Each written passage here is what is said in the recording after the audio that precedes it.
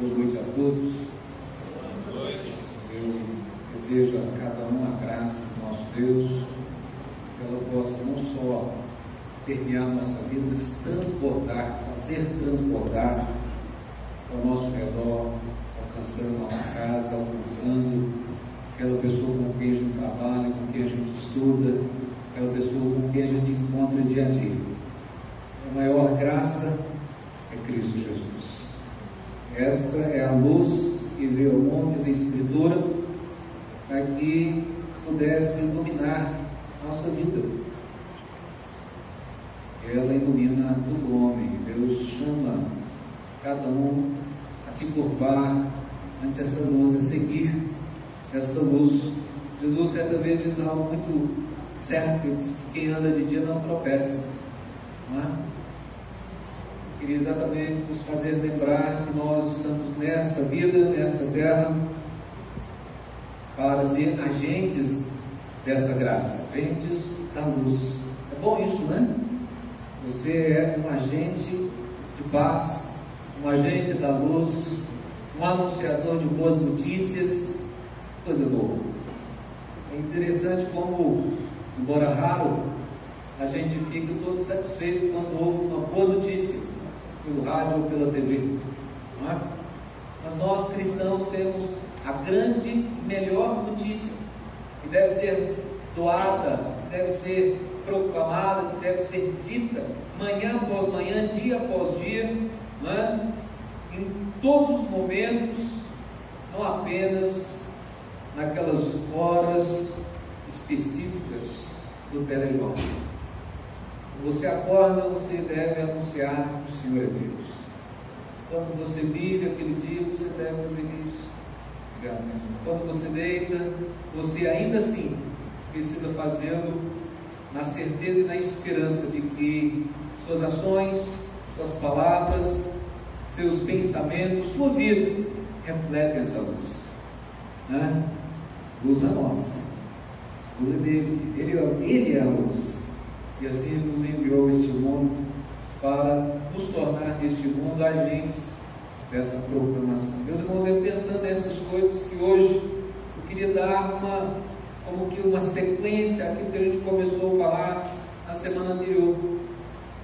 Na semana passada nós falamos algumas coisas sobre, a partir da vida de Paulo, do exemplo do apóstolo Paulo, a gente compreender e entender algumas coisas que são importantes na nossa vida.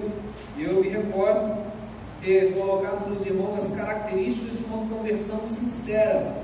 Eu disse que uma das características era ter consciência plena do nosso chamado. Outra é ter, né, uma vida de testemunho constante, fazendo nós como agentes da proclamação desse Evangelho, discípulos de Cristo. E por fim, esta terceira característica era sermos servos cheios do Espírito Santo. Como que a gente pode alcançar essa graça?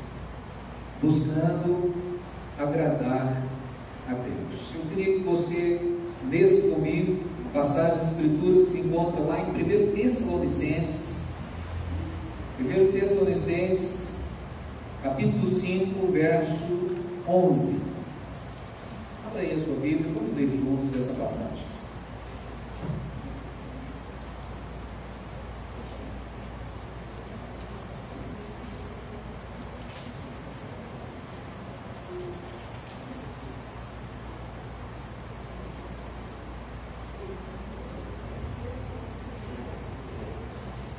Tessalonicenses 5:11.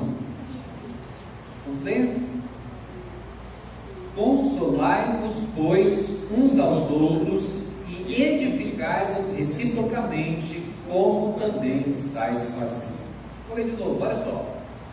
Consolai-vos, pois, uns aos outros e edificai-vos reciprocamente, como também estáis fazendo. Deus nos abençoe com essa palavra. Meus irmãos, essa palavra, inclusive, dentro desse versículo, né, chave é exatamente esse verbo, né, na consolação. Paulo está dando uma instrução, e normalmente essa instrução aqui vem como um imperativo, né? Consolar, questão é exatamente a gente poder pensar no que o apóstolo que estava orientando a igreja ali em Tessalônica, para que ele pudesse usar essa expressão. Eu estava dizendo que essa é uma realidade que nós carecemos. Quando eu digo que nós somos chamados a ser testemunhas, nós somos luz desse mundo, é porque há milhares lá fora que carecem da consolação, carecem não apenas disso, carecem da proclamação, carecem da edificação que somente nós, a igreja, pode proporcionar, e isso acontece a partir exatamente da anunciação do Evangelho. Essa é a primeira tarefa nossa. Então, essa palavra consolares nos faz pensar na razão da nossa existência aqui, a nossa fé em Cristo Jesus. E Cristo é não apenas o nosso Salvador, é a nossa esperança. Nossa esperança está ligada a essa confiança nele. É confiança na palavra, é confiança, é vida pela fé, é vida por Cristo Jesus. Ele é a nossa esperança nessa vida, nessa fé. Sem Cristo, sem Deus, não há esperança. Sem Cristo não há salvação. Sem Cristo não há vida eterna. Sem Cristo não há remissão de pecados. Então, por isso, a palavra deixa claro, ele é não apenas Salvador, ele é o mediador, ele é o único, ele é o que o Senhor proveu, ele é a nossa justiça, ele é o nosso justificador, enfim. E Jesus diz várias coisas que são tremendas a respeito dele próprio, quando ele diz, ele é a porta, se eu sou a porta. Jesus não diz ser uma das portas, indicando-nos como se outras houvessem, mas ele diz, eu sou a porta, é singular, é única. Ele também faz a mesma afirmativa quando ele diz, eu sou o caminho, e a verdade, e a vida. Então nós percebemos com clareza, ele é a nossa esperança. Israel, o povo de Deus no passado, viveu na expectativa dessa esperança, porque Deus fez a eles, né? E antes deles, a Adão, ou seja, a raça humana, uma promessa. Mas quando Deus aprove chamar Abraão e dele fazer um grande povo, uma grande nação, da qual ele tirou do Egito como forte, poderosa, guiou pelo deserto e os fez conquistar e herdar uma terra, havia em todas essas coisas uma promessa. Eles aguardaram, eles viviam na expectativa dessa promessa, que era o Messias, que era Cristo. Nós hoje vivemos não mais a expectativa dessa esperança, mas a própria realidade dessa esperança, porque nós vivemos hoje a esperança da glória, como diz Colossenses 1:27, Cristo em nós. Então Cristo em nós é a esperança da glória. A nossa fé é a esperança, essa nossa confiança está no Cristo, está no Jesus de Nazaré, que veio, que nasceu, que viveu, que conduziu-nos, que ensinou-nos, que morreu por nós, foi então ressuscitado pelo Pai e que prometeu voltará. Ele voltará em breve, sua volta não tarda.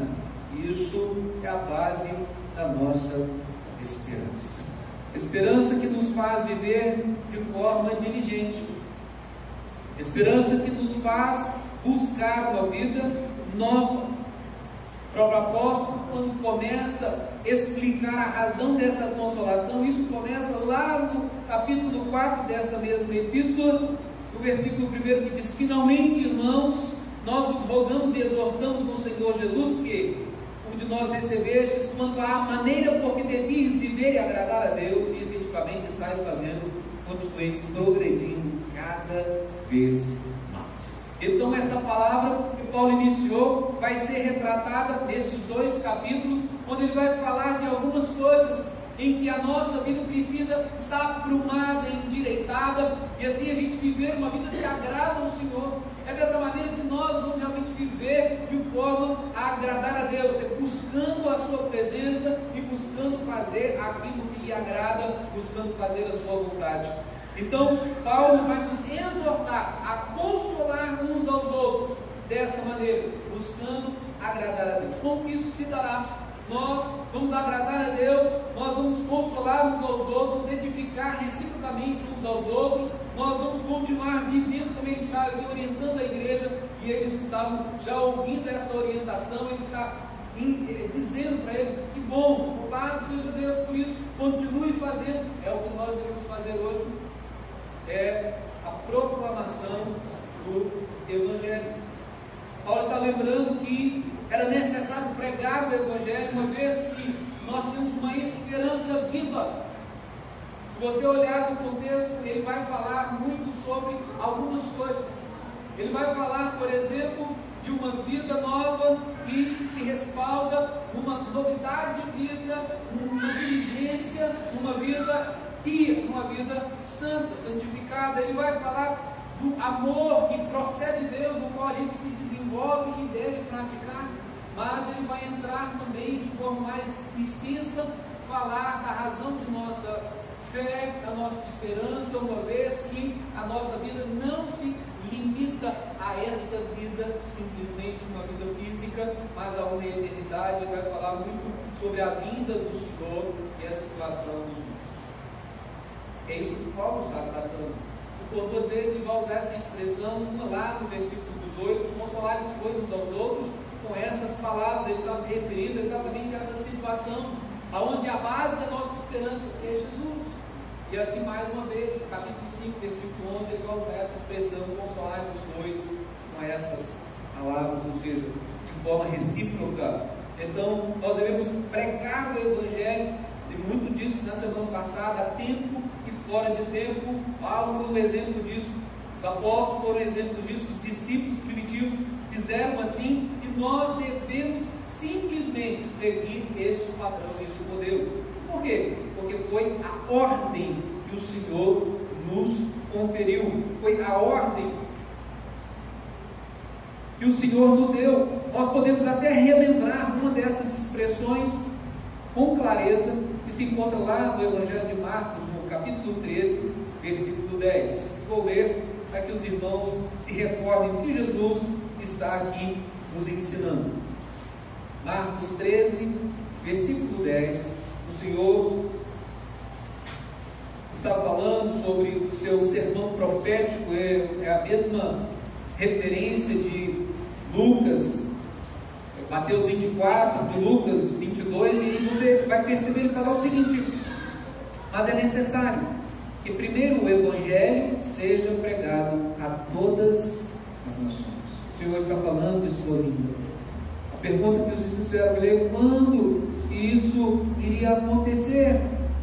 Quando? Qual seria o sinal da vinda do Filho do Homem? Meus irmãos, esta é uma coisa que nós não devemos nos preocupar.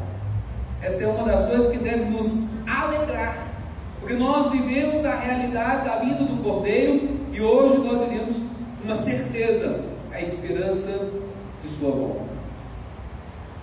Essa volta se dará, conforme nós acabamos de ler, quando o Evangelho for pregado a todas as nações. De certa forma, nós temos a responsabilidade em mês de anunciar o Evangelho a todas as nações.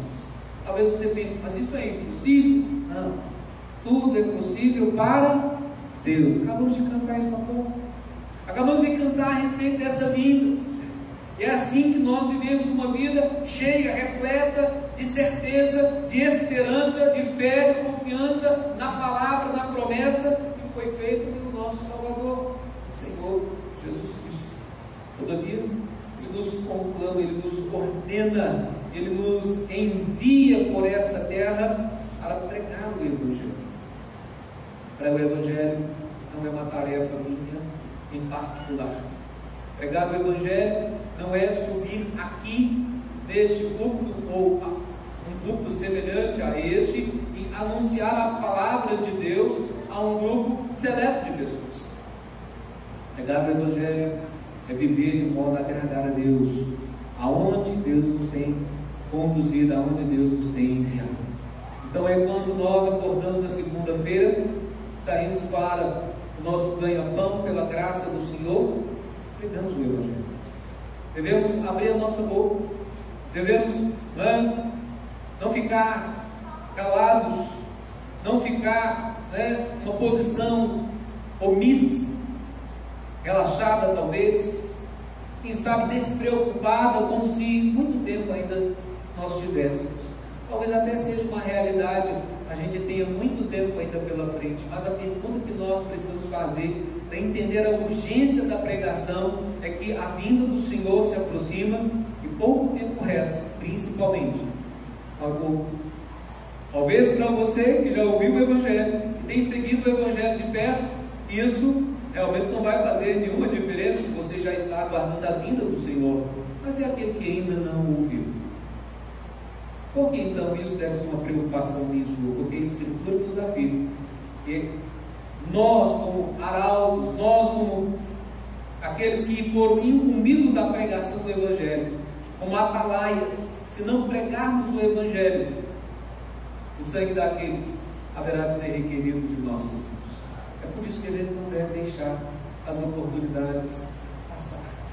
Talvez aquele dia que você encontrou um parente, um amigo, um vizinho, aquele conhecido de longa data, que você não vê há tanto tempo, seja a última oportunidade para você falar a respeito do Cristo, a vida eterna, a respeito da esperança da glória do nosso Senhor e Salvador Jesus. É por isso que nós devemos, irmãos, insistir, falar todo o tempo, todos os dias, sempre que for possível, a respeito do reino de Deus e de Cristo, a respeito da salvação que está apenas em Cristo Jesus. Nós não sabemos quando virá o Senhor, mas também nós não sabemos quando aquelas pessoas que nos rodeiam, nós mesmos, serão chamadas ao fim dos seus dias. Hoje nós estamos aqui, amanhã ninguém garante, não é verdade? E às vezes eu comentava isso com um dos presbíteros hoje pela manhã. Nós podemos estar aparentemente bem, né? Nosso físico está, né, aparentando que estamos excelentes, a saúde está lá em cima, e no entanto nós podemos em poucos minutos estarmos sem atividade, sem vida. Podemos ter, né, um ataque cardíaco fulminante, podemos ter um AVC, podemos ser acometidos de um acidente, né, pegos por um carro, uma bala encontrada, porque nem é perdido, né, encontrou você pelo caminho, não é assim? Então, e aí você já não estará mais. Por isso que nós temos que pregar o Evangelho. Nós não sabemos quando, né, nosso tempo se finda, nós não sabemos quando o tempo do outro se finda, e também nós não sabemos quem serão aqueles que haverão de dar ouvidos à voz do Evangelho. Uma coisa é certa, é como uma notícia de jornal mesmo. Todos os dias, não é certo? Está lá o telejornal, né? Seja pela manhã, seja à tarde, seja à noite. Se você ligar a TV ou não, ele está sendo proclamado, não é verdade? Embora só está notícia ruim, mais ou menos, né? Quase sempre. Sim? Mas o Evangelho precisa ser pregado todo o tempo, e a cada dia. Por quê? Porque mesmo que alguns não se liguem na comunicação, né, não deem ouvidos à proclamação que está sendo feita, o Evangelho está sendo pregado. Essa é a grande realidade.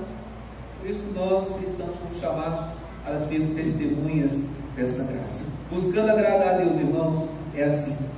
Viver uma vida em que a nossa conversão realmente se evidencia de modo realmente a agradar a Deus, é proclamando o Evangelho. Mas não só.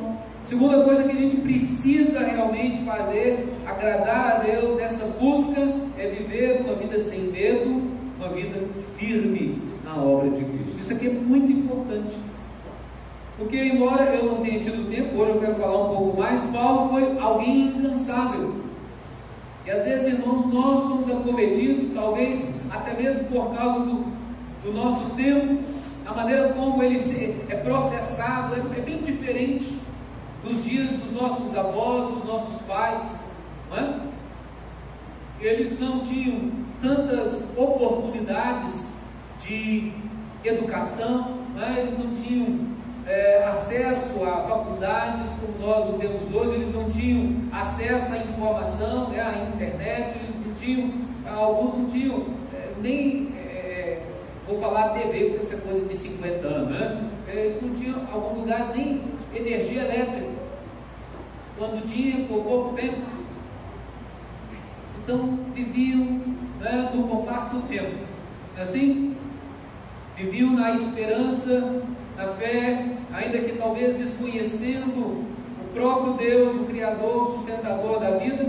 Eles viviam sabendo que tinha que plantar, que tinha que arar a terra, que tinha que ter paciência para que chovesse, para que a semente germinasse, para que viesse a colheita. Eles deviam colher, guardar o seu pão, enfim, era assim.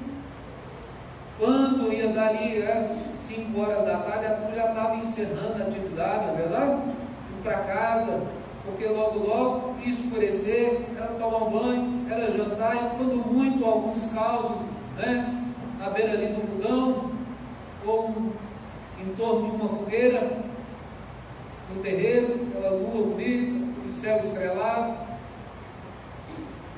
Mas a gente não está tendo tempo para poder contar causos, não estamos mais tendo tempo para sentar à roda da mesa, cada um está para um canto, é o menino para uma faculdade, a menina para a escola, e todo mundo trabalhando, e chega todo mundo morto, só quer saber de dormir.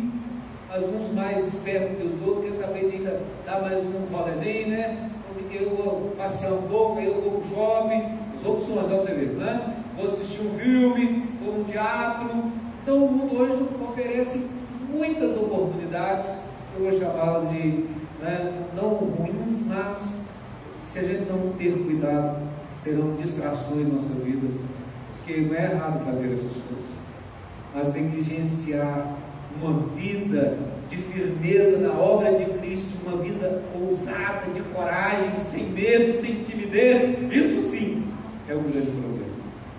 Em nossos dias, infelizmente, a gente vê que muitos de nós, cristãos, querem tudo de Deus, mas não estão dispostos a dar tudo para Ele.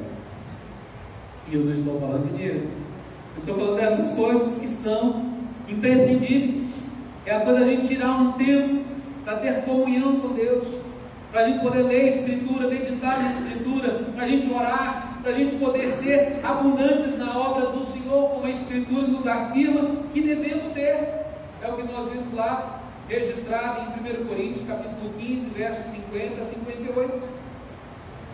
Paulo aqui está dizendo o seguinte, 1 Coríntios, capítulo 15, versos 50 a 58.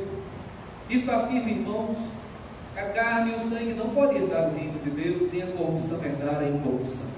Eis que vos digo um mistério: nem todos dormiremos, mas transformados seremos todos, num momento, num abrir e fechar de olhos, ao ressoar da última trombeta. A trombeta soará, os mortos ressuscitarão incorruptíveis, e nós seremos transformados, porque é necessário que este corpo corruptível se revista da incorruptibilidade, e que o corpo mortal se revista da imortalidade. Quando este corpo corruptível se revestir de incorruptibilidade, e o que é mortal se revestir de imortalidade, então se cumprirá a palavra que está escrita: tragada foi a morte pela vitória. Onde está a morte? A tua vitória, o teu aguilhão. O aguilhão da morte é o pecado, e a força do pecado é a lei. Graças a Deus, nos dá a vitória por intermédio de nosso Senhor Jesus Cristo. Porquanto, meus amados irmãos, sede firmes, inabaláveis e sempre abundantes na obra do Senhor, sabendo que no Senhor o vosso trabalho não é vão. Essa é a razão que a gente vive firme na obra do Senhor, porque o tempo que nós temos, o tempo que nos resta, e a gente não sabe ainda exatamente quanto tempo, mas uma coisa é certa: pouco tempo. Nós devemos fazer desse tempo um tempo frutífero, um tempo realmente em que a proclamação e a vida, a nossa vida com Deus, seja manifesta de forma abundante. Então eu devo fazer de um tudo na igreja, no reino de Deus e de Cristo, não só no aspecto da pregação, não só no aspecto do crescimento, mas realmente tudo aquilo que convier e agradar a Deus, tudo aquilo que vier às nossas mãos para fazer, a gente deve fazer com zelo. Podemos fazer as coisas do Senhor de qualquer maneira, muito pelo contrário. Se nós somos zelosos em fazer as coisas lá do dia a dia, se nós caprichamos naquele almoço, naquela janta, naquela sobremesa para a família, então qualquer coisa que nós devemos fazer bem, porque, como a Escritura nos afirma, nós fazemos como para o Senhor. Então, nosso serviço, seja ele secular, seja ele dentro da obra de Cristo, precisa ser feito para Ele. Mas existe uma coisa que está realmente atrapalhando as pessoas, às vezes, de ser assim frutíferos. A palavra do Senhor, lá em João 14, 1-3, Jesus está dando uma palavra de conforto, de consolo aos discípulos, porque Ele está preparando o coração deles, dizendo que virá um tempo difícil. Mas Ele diz: não se turbe o vosso coração, crede em Deus, crede também em mim. Na casa de meu pai há muitas moradas, se assim não for, eu não teria dito, pois vou preparar-vos lugar. Quando eu for e vos preparar lugar, voltarei e vos receberei para mim mesmo, para que onde eu estou estejais vós também. Essa é a razão da nossa esperança. É por isso que a gente é abundante na obra do Senhor. É por isso que a gente não precisa ter medo, não precisa se acovardar, não precisa ser tímido. A Bíblia diz: ai dos tímidos. Por quê, irmão? Porque a Escritura afirma que os tímidos não herdarão o reino dos céus. Então lá não haverá lugar, espaço para os tímidos, para os medrosos. Isso é bem possível ser relacionado ao aspecto que Jesus diz: aquele que me confessar diante dos homens, eu o confessarei diante do meu Pai, mas aquele que me negar diante dos homens, eu também o negarei. É tempo realmente de pregar o Evangelho, é tempo de vivenciar o Evangelho, é tempo de servir a Deus, a Cristo, de todas as maneiras, fazer de nossas vidas, de tudo aquilo que nós somos e temos, porque Ele nos deu, como que um degrau, para a gente estar escalando, estar subindo. Utilizar essas coisas. Existe uma passagem da Escritura que é muito interessante, porque diz: usai as riquezas iníquas para ganhar amigos, para que esses amigos vos recebam nos portais celestes. Ou seja, qualquer ideia dessa passagem, nós temos que fazer de tudo e usar tudo que somos e temos, seja habilidade, seja inteligência, seja o amor, seja o tempo, seja o dinheiro, os recursos dessa vida, os bens que possuímos, para servir ao outro, mostrando que há um caminho diferente. Esse caminho se chama Cristo, e é por causa dele, Cristo, que nós somos salvos, e é por causa de Cristo que nós também praticamos o que praticamos, não para a gente herdar algo de bom, porque nós já recebemos o Cristo. Cristo é o que é bom, Ele é a vida eterna, Ele que nos conduz à eternidade, e não nossas obras, mas em plena sujeição à palavra que diz que Deus preparou as boas obras para que andássemos nela. Então não é para a gente receber, é porque a gente já recebeu, é por gratidão que nós vivemos uma vida frutífera, e vivemos essa vida no Senhor e somente no Senhor, porque a Escritura também afirma, lá em João capítulo 15, quando o Senhor diz assim: permanecei em mim e eu permanecerei em vós. Não pode o ramo produzir fruto de si mesmo, se não permanecer na videira. Assim vós também não podeis dar, se não permanecerdes em mim. Eu sou a videira, diz Jesus, verso 5. Vós os ramos, quem permanece em mim e eu nele, esse dá muito fruto, porque sem mim nada podeis fazer. Os irmãos estão entendendo como é importante? Então a sua presença, ela é importante. Quando você vem à casa do Senhor e você se esforça por isso, você está se tornando um cooperador. Isso é uma vida firme na obra de Cristo. Isso é alguém que entendeu sua chamada, entendeu a sua posição em Cristo. É uma nova criatura, é um filho de Deus, é um servo de Cristo, e ele vive para Deus, por Cristo. Ele serve o Senhor todo o tempo. Então, quando eu venho à casa de Deus, não é porque é uma obrigação, simplesmente. Podemos só entender assim. A gente precisa entender de uma dimensão diferente. Quando vem à casa de Deus é um privilégio. Ter essa porta aberta é uma graça. Quantos lugares há no mundo que não pode existir uma porta aberta para um momento último como esse? Então nós temos um estado laico, a liberdade de cultuar esse Deus, servir esse Deus que nos chamou para ser igreja. A gente até se reúne nesse lugar, mas a gente manifesta a sua graça, a sua glória lá fora, porque igreja é isso, chamados para. Então nós devemos viver na obra do Senhor sempre abundância. Só que a gente precisa cooperar, meu irmão. Cooperar com o reino é também se fazer presente. Quando você participa de um grupo qualquer, né, um clube específico, qualquer coisa desse tipo, lá existem regras, existe, né, toda uma questão de como participar, do que você tem de direito, do que você tem de dever. Não é assim que funciona? E a gente pratica aquilo tranquilo, normal. A gente tem visto uma inquietação no mundo, as pessoas estão começando a ter dificuldades com a autoridade do Pai, com a autoridade da palavra, e às vezes não fazem isso de forma declarada, fazem isso de forma velada. Nós temos vivido dias em que as pessoas estão escolhendo quando é que vai servir a Deus e o modo como vai servir a Deus. Quando Deus nos conclama e nos chama, damos o privilégio de servi-lo somente de um jeito, com zelo e dedicação plena. É assim que Deus chamou a gente para servir. Não foi de qualquer maneira, não é do dia que eu quero, não é naquilo que me sobra, porque se eu estou servindo a Deus com as minhas sobras, eu preciso temer, né, se Ele porventura não resolva me abençoar da maneira como eu o sirvo. Graças a Deus que Ele não tem feito assim, porque eu creio que muitos estariam sofrendo, e muito, se Deus estivesse nos recompensando da maneira como nós o temos servido.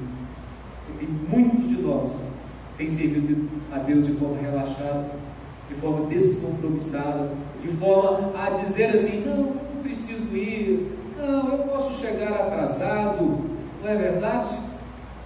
Lá não tem cartão de ponto, não vai descontar nada na folha de pagamento. Eu disse aqui uma vez, meu irmão, quando você perde esse momento de graça que Deus concede para nós, na verdade nós estamos perdendo muito mais do que o corte um dia com um final de semana, porque a gente não está entendendo que tudo vem dele, tudo vem dele, tudo vem dele.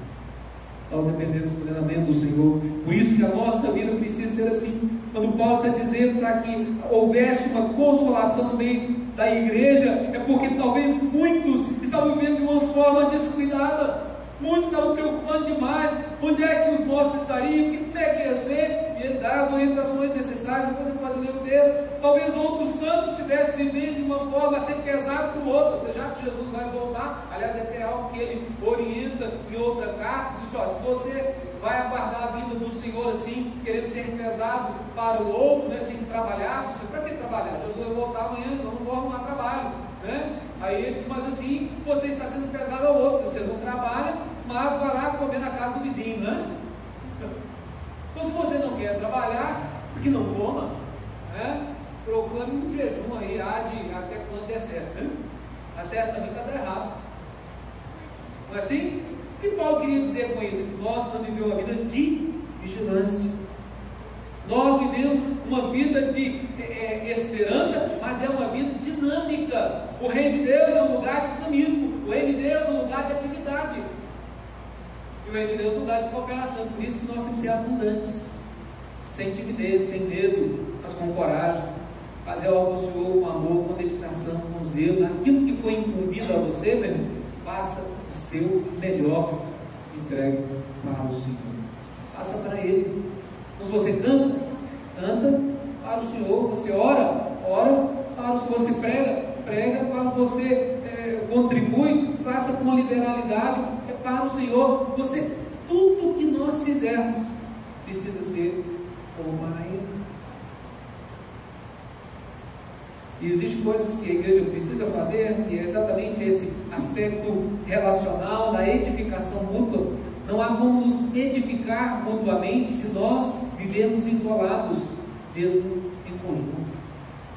Então a igreja é um lugar onde nós aprendemos a viver uns com os outros, uma interdependência, dependemos todos de Deus e dependemos uns dos outros.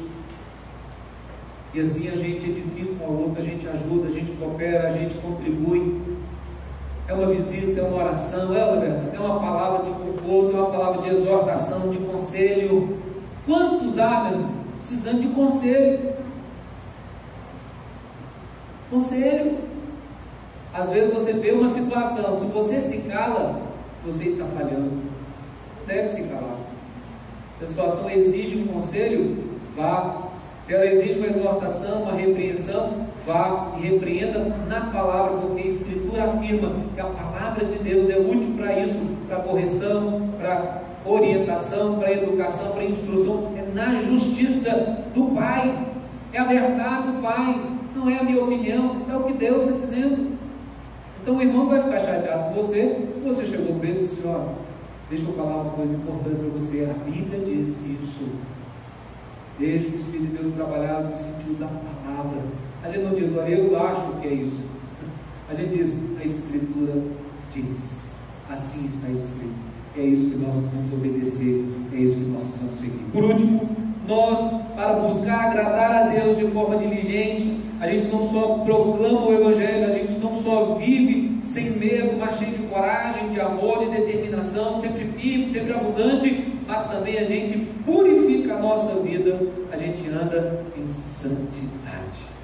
Algumas passagens aqui, irmãos, a gente precisa recordar e entender por que isso é tão importante na vida da igreja.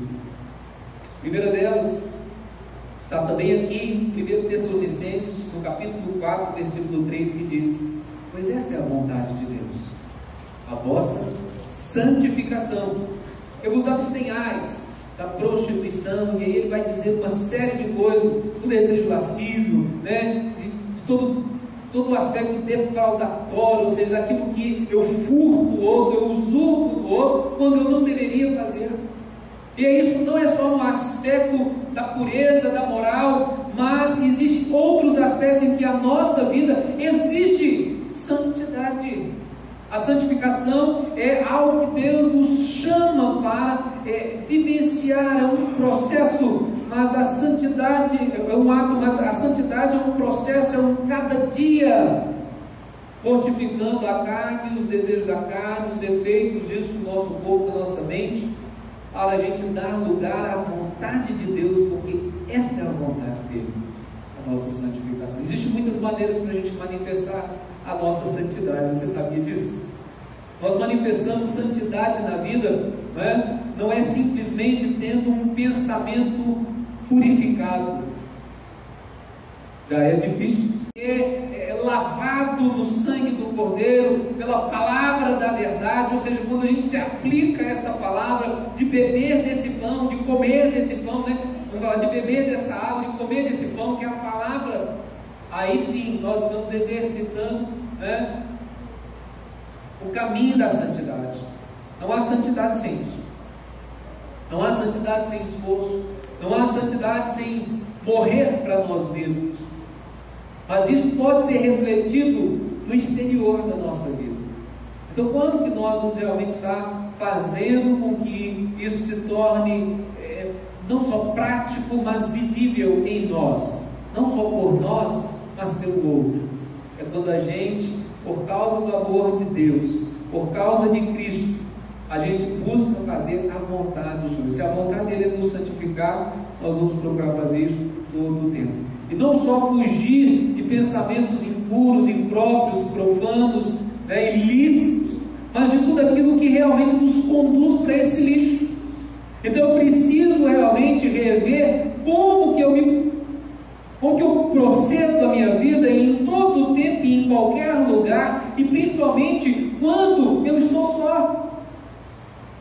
Porque às vezes a gente vive uma prática ou uma aparente santidade, quando nós estamos juntos.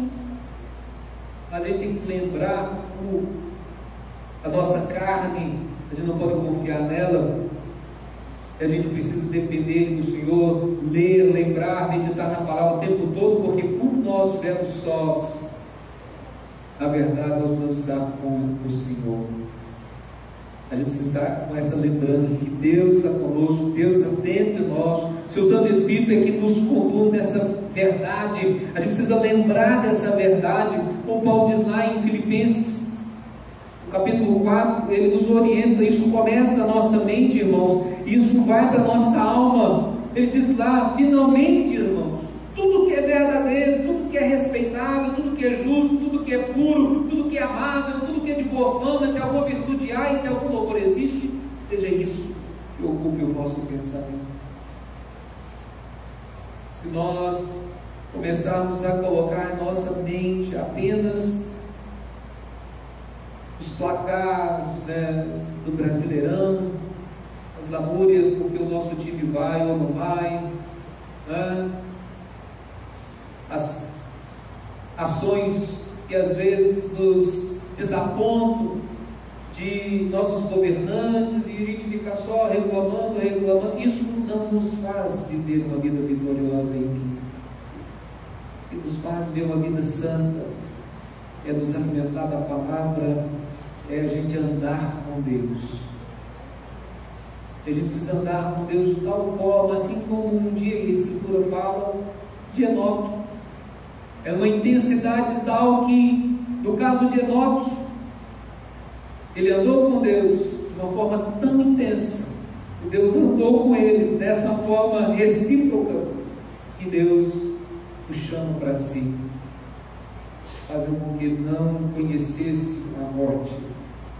É muito interessante a gente pensar nisso, porque na realidade o que ocorreu com Enoque é algo de uma realidade que irá acontecer conosco quando da vinda do Senhor nós, os vivos, diz aqui a Escritura, seremos transformados. Os mortos em Cristo ressuscitarão primeiro. Os mortos ressuscitarão, diz a Escritura. Muitos vão ressurgir naquele dia, uns para a vida eterna, outros para horror e vergonha eterna. Aquele grande dia, irmãos, aí encerrou a nossa luta. Por isso que hoje a gente precisa lutar para viver uma vida que agrada a Deus, uma vida de santidade, uma vida de temor ao Senhor, uma vida de compromisso. Isso pode ser expresso a partir da palavra, o reflexo que vai ter na nossa fala. Sabe por quê? Alguém que anda com Deus não vai, por exemplo, contar as piores piadas na roda de amigos. O cristão precisa saber entender isso. Você foi chamado para fazer diferença, para ser luz e não trevas. Então, por mais engraçada que seja a piada, se ela não edifica, ela não devia sair da sua boca jamais. Aliás, se a rodinha está tão pesada assim, ali não é o seu lugar, porque a Escritura diz que o justo não se assenta na roda dos escarnecedores. O prazer dele está na lei do Senhor, na lei dele medita dia e noite. Assim é o justo. Assim é o homem que confia no Senhor, assim é o homem que agrada a Deus, é alguém que medita na palavra, dela se alimenta e vive por ela, que observa a palavra diz, por exemplo, que isso vai refletir não só no nosso pensar, não só no nosso falar, mas vai refletir até no nosso vestir, em todo o nosso comportamento. Paulo fala assim, aquilo que a gente praticava antes, a gente não pratica mais. Ele fala, por exemplo, a respeito dos vestimentos, que nós devemos nos vestir de forma o quê? Não ouvi? Decente. Porque às vezes, irmãos, a gente está andando todo esculachado, né? Os meninos andam com short aqui, cueca aqui, trem esquisito. As meninas às vezes compram roupa faltando pano, né? Ou no setor do departamento infantil, porque não é possível, não tinha um número maior. Irmãos, de forma decente, a gente precisa saber, sabe, se você está na praia, ainda assim a gente precisa ter prudência, não é? Aí é praia, todo mundo, do mesmo jeito, né? Vai dar para queimar de terra, gravado, vai dar certo. Mas aonde a gente tem ido, às vezes, irmãos, nós temos sido motivo de escândalo por causa do nosso vestido. A gente veste de qualquer jeito, e às vezes a gente veste de qualquer jeito até na igreja. Será que é porque a gente às vezes não está daqui da frente dizendo, ô, vamos, podamos? Se não é assim que funciona, não é? Sabe por que a gente tem que pensar nisso? Porque isso não é uma coisa banal, isso é um reflexo. Reflexo como está o nosso mundo lá dentro. Às vezes, irmãos, isso é um reflexo, porque a nossa vida lá dentro, nosso coração também está bagunçado, está desnudo. Nós estamos vivendo na vergonha. E estamos envergonhando nosso Senhor. Então a gente precisa pensar nisso. A maneira como nós nos portamos, a maneira como nós nos vestimos. Por isso ele diz que nós podemos viver uma vida e nos portar de forma decente. Decente é fácil, meu, é fácil de entender. É fácil. Eu vou dar uma dica para você que não falha, tá? Vou te explicar como é que funciona primeiro. Se você precisar ir num fórum, você não vai entrar de qualquer jeito, tá bom? Tenta ir no fórum de qualquer jeito, por isso você vai entrar. Não, você vai ser barrado na porta. Então, se você colocar uma roupa assim, dá para ir no fórum? Dá não. Então também não dá para você vestir ela em qualquer lugar, né? Talvez é só dentro de casa. Entendeu? Só dentro de casa. E mesmo assim, se chegar a visita, você vai ter que trocar de roupa, porque está esquisito. Deu para entender? Então, a gente tem que pensar nisso. Se a gente tem, às vezes, né, o senso de falar assim, não, vou encontrar com o doutor fulano, o seu presidente, não sei o quê, a gente vai botar um pano bonito, passar um perfume até, não é verdade?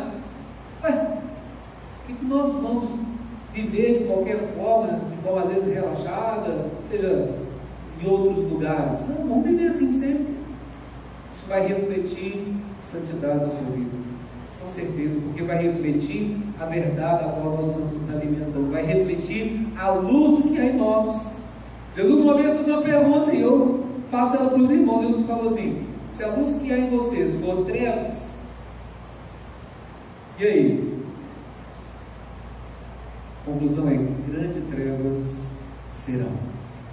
Então a gente precisa realmente nos portar em santidade, viver em santidade. Eu queria ler 3 passagens para a gente poder fechar essa temática. A primeira delas está lá em Tito, quando Paulo orienta Tito em relação à sua vida, à igreja, no capítulo 2, versículo 12 a 14, ele fala assim: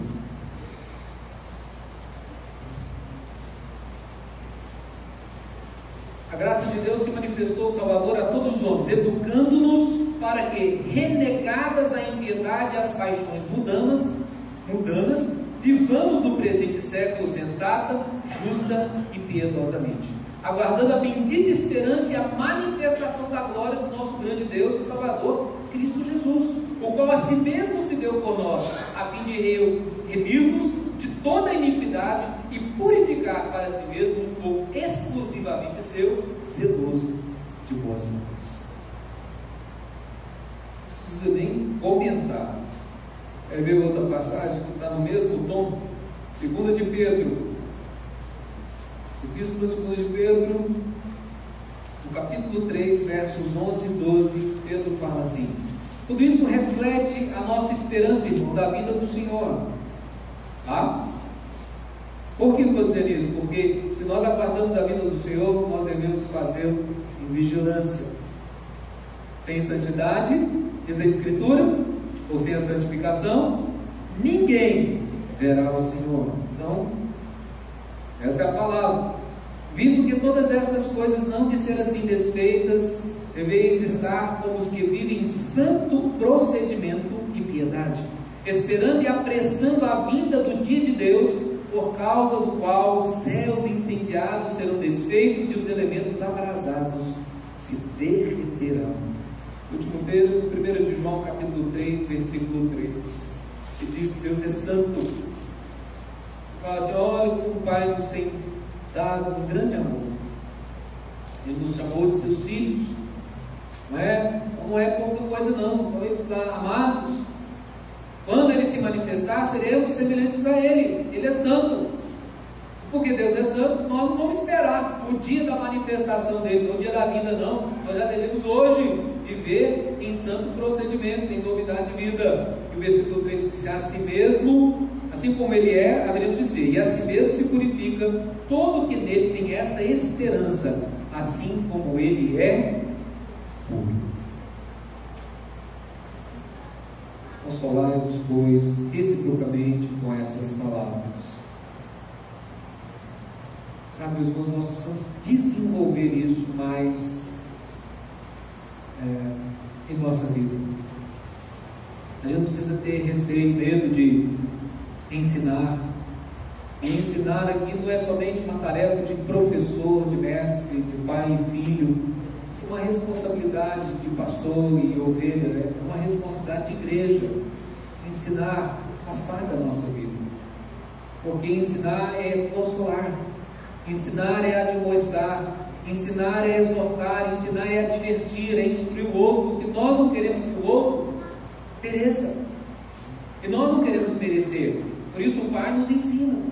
Por isso a Bíblia nos adverte, a Bíblia nos orienta, ela está direcionando o nosso viver para viver de acordo com agradar a Deus. E é assim que a gente agrada a Deus. Quer ver exemplos corriqueiros? Você precisa prestar atenção nisso. Você marca um encontro com Ele. Imagina, nós estamos aqui aproximadamente 2 horas. Às vezes nós estamos aqui no culto e a gente não está ligado no Pai. A gente está preocupado com o que vai fazer amanhã, que vai comer no almoço, que vai jantar, porque a barriga está roncando. Meu irmão, quando você tirar o seu tempo com Deus, seja um tempo a sós no seu quarto, lá no teu trabalho, seja no outro lugar, seja aqui, se desconecte. A gente às vezes tem falado isso aqui, diz assim, olha, você vem para o tempo, meu celular não pode desligar, então deixa ele no modo lá, avião, sei lá como que chama, né? Silencioso, deixa nem vibrando, para você não correr o risco de ficar tentado responder aquela chamada que às vezes não é tão importante quanto você acha que é. Ou será que a chamada no teu telefone, lá no WhatsApp, é mais importante do que a palavra do Senhor que você veio ouvir? Do que a oração que às vezes o outro estava fazendo, e às vezes até por sua vida, mas aí o teu telefone toca, vibra, assim.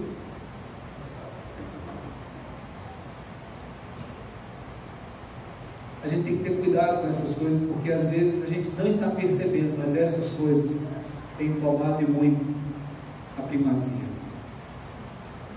Não estou dizendo que você não possa ter essas coisas, de forma alguma, mas existem alguns momentos que a gente tem que ser senhor delas. A gente precisa dizer não. Dizer não, ó, essa hora eu e o Pai, nós estamos aqui juntos. Eu estou adorando, eu estou louvando, eu estou servindo, eu estou ouvindo, eu estou aprendendo. Então, desligo o celular. Daqui a pouco eu ligo, se tiver chamada, eu vou retornar. Sabe que isso ensina as pessoas que às vezes rapidamente te ficam incomodando na hora do culto? Que Deus é importante para você. Quando você falar para ela que Deus é a resposta que ela precisa, ela não vai duvidar, porque ela vai lembrar quantas vezes te ligou e não conseguiu falar contigo. Porque você valoriza o Senhor, você valoriza o seu tempo com Ele, você dá primazia para Deus, você vive uma vida diferente, você é diferente, você pensa diferente, porque Ele não é diferente do mundo simplesmente, você pensa do jeito de Deus. Só de pensar do jeito de Deus já é diferente de tudo, que é o jeito certo de pensar. E assim vai toda a nossa história. Porque se a gente conseguir, eu já falei isso aqui, trabalhar com a graça de Deus e mudar os nossos pensamentos, nós vamos mudar nossas atitudes. Então muitas coisas estão erradas na nossa vida porque a gente deixou construir isso errado na nossa cabeça. É o jeito da gente pensar. E às vezes até a nossa recusa de conformarmos com a Escritura, com a vontade de Deus, é que nos deixa assim torto, imperfeitos. Mas a exortação do Pai é a mesma: sede santos, como eu, Senhor, sou santo. É assim que Deus quer ver a nossa vida. Deus quer que a gente busque agradar a Ele, proclamando sempre o Evangelho, vivendo de forma simples, ainda que nas firmes, abundantes na obra do Senhor, sem medo, com coragem e sempre purificando a nossa vida, vivendo em santidade. Deus nos abençoe para a gente desenvolver essa obra todos os dias da nossa vida. E uma coisa eu te digo, é assim que a gente vai viver a realidade da esperança, Cristo. É assim que nós vamos aguardar o Senhor. E é assim que nós vamos anunciar o Senhor em plena vigilância. Que Deus nos abençoe. Amém? Eu queria convidar você a curvar a sua fronte. Vamos lá. Eu queria que você colocasse a sua vida diante de Deus. Se essa palavra em algum momento esteve falando de forma específica ao seu coração, você colocasse esta causa diante do Senhor e pedisse a Ele: Senhor, eu reconheço quanto preciso de Ti, não posso sozinho. O Senhor diz que sem o Senhor não posso fazer nada, mas louvado seja o Teu nome, o Senhor está conosco, o Senhor está comigo. Me ajude, Deus. Então mudar meus pensamentos, mudar minhas atitudes, mudar a minha forma de condução da minha vida, se for necessário, mudar minhas prioridades. Me ajude a valorizar o Senhor, me ajude a fazer aquilo que Te agrada, me ajude melhor de servir. Vamos orar. Querido Deus, abençoa o Teu povo nessa hora, busca a Tua presença. Aqui, Deus, todos os Teus servos estão dizendo para Ti o quanto precisam de Ti. Todos nós reconhecemos isso. Precisamos plenamente do Senhor. Sem Ti nada somos, sem Ti nada podemos fazer. E nós clamamos nessa hora o Teu socorro, o Teu auxílio, Tua sabedoria, Tua presença graciosa, realmente capaz de nos conduzir, e somente o Senhor pode nos conduzir assim, em vitória. Faz-nos, pois, viver uma vida de vigilância, uma vida de piedade, de santidade, de temor, de coragem, de atividade dinâmica no Teu reino, na Tua casa, e, ó Deus, de proclamação constante das boas notícias de que o Senhor é Deus, de que o Senhor é salvação, Cristo é a salvação que o Senhor operou e enviou para nós, e somente através dele e por ele podemos chegar na Tua presença. Ele um dia vai voltar, isso é certo. Nós aguardamos essa vinda.